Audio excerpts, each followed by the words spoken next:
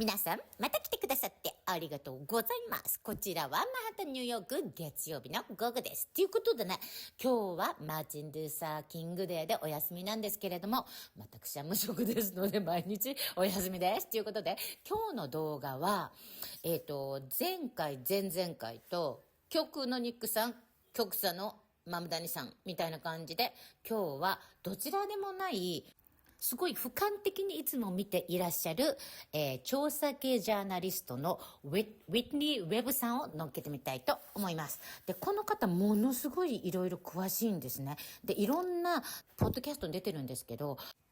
実名とか事件とか年代とか関係性とかもバンバン暴露しちゃうから、本当にみんなが大丈夫、命大丈夫って言われるような人なんですよ。っていうことでね、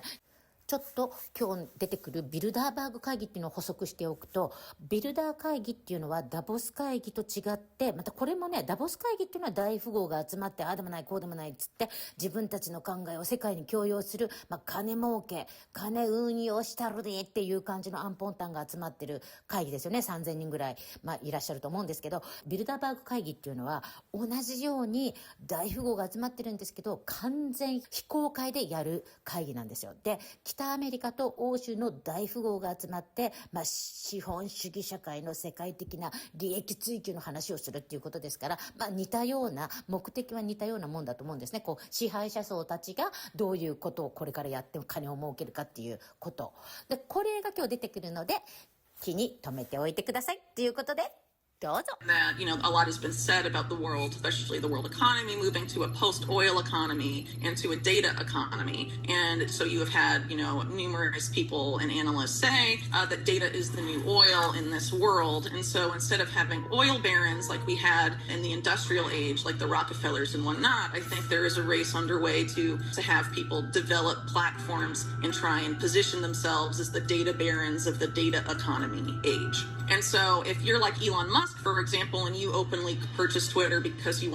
he said it was about free speech, but he also said it was about creating an everything app. And that includes his ambition to turn X, formerly Twitter, into a bank, which he aims to be half of the financial system. If you have people living their entire lives on an app and doing all of their finances and most of their communicating and their consumption of media all on one app, then you have a wealth of data that you can extract from people and then monetize and sell. And that is what pretty much every social media platform does to make all the money that they have, is monetize data that users put out and then sell it to whoever. And a lot of it is sold to advertisers, but some of it is also sold to government intelligence agencies. And so the fact that you have, people like Peter Thiel in the mix who created a company that sucks up that data and then uses it to profile people and put them on a quote unquote naughty list for the CIA or any of these other three-letter agencies that have been, particularly within networks that have been not necessarily open, but there's a very documentable trajectory of them being interested in ways to clamp down on domestic dissent, particularly if there's mass nonviolent opposition to an American war abroad. Things of that nature, these are things that I think should be very concerning to Americans. And so even if people are writing in claiming that they're all about free speech and promoting that, I think their actual ambitions are probably something very different. And so, it's not just what I explained about Elon Musk a second ago. We must also consider that he's one of the main contractors to the Pentagon space program. He's openly building the satellites for intelligence agencies. He's very openly a collaborator with these intelligence agencies that have not, the only time there was a congressional investigation into them was in the 70s, and there was never any accountability. And so when that message is sent, they're going to continue to do their, illegal criminal behavior, especially if they feel like they can get away with it, which they have for a very long time. And so I think, we're in this new, very interesting phase. I don't really necessarily think it's good, where we're sort of having these oligarchs trying to sort of celebritize themselves and try and build these popular platforms around these particular talking points. But I don't think that's where their motives really lie, because just like in politics, when you're dealing with oligarchs like this, because frankly, that's what people like Peter Thiel and Elon Musk are, you should also be following the money and following their incentives and things of that nature. And I think the outsized role of Silicon Valley figures like those in politics is very significant, because there really has been a fusion over the past decade plus of Silicon Valley and the national security state, to the point where you have someone like Eric Schmidt, the former CIA or CEO of Google, basically running the commission that determines how the national security community is going to use AI. As part of the National Security Commission on AI a few years ago. Why is he in charge of that? And, he actually works relatively closely with Peter Thiel at sort of these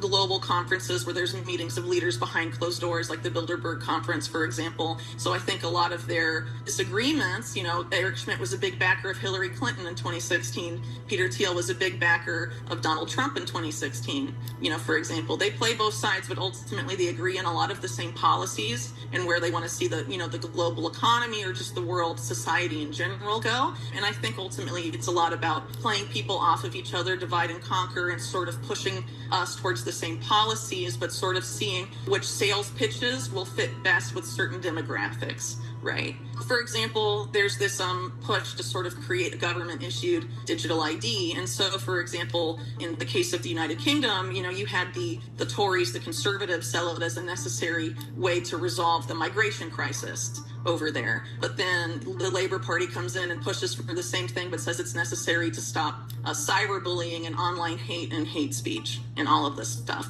So the sales pitches are different, but the policies lead to the same places. And unsurprisingly, in the United States, it's actually been pretty similar to what's going on in the UK, to the point that you have Trump essentially pushing for that same system under the guise of controlling immigration issues, which of course are of major concern to his base. And the person that he just made his border czar, Tom Homan, was a major advocate for this biometric entry-exit system for all people entering and leaving the U.S., which of course would include any American citizen that wishes to travel abroad. Sure. Well, I think a lot of the surprise ultimately comes down to people not really remembering very well what happened during the first Trump administration, and also really being sold the idea that this time would be very different. And I think it's, with the cabinet appointments that have been announced thus far, I think it's very clear that it's going to be most likely very similar to when Trump was in office the first time. Because, for example, there's a lot of examples of this, but Trump campaigned on things like reinstating Glass-Steagall, for example. And then instead, when he got in office, he further deregulated the banking industry.